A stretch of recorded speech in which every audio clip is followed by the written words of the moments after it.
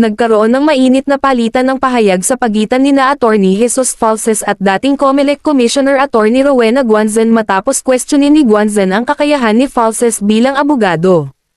Ayon kay Guanzon, wala umanong mga kliyente si Falces kaya napunta na lamang ito sa pagiging isang full-time online commentator o troll, isang pahayag na agad namang sinagot ni Falces sa publiko.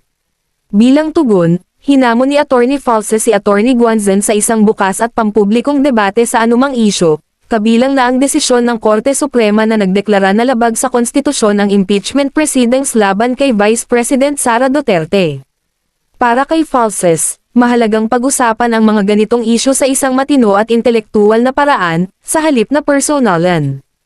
Hindi rin nagpatinag si Falces sa mga banat ni Guanzon tungkol sa kanyang kredibilidad bilang abogado. Ayon sa kanya, hindi sukatan ng galing sa batas ang opinyon ng iilang tao o ang pagkakaroon ng master's degree. Binigyang diin niya na ang mahalaga ay ang kakayahang ipagtanggol ang sariling paninindigan at makipagdebate ng may batayan at logika.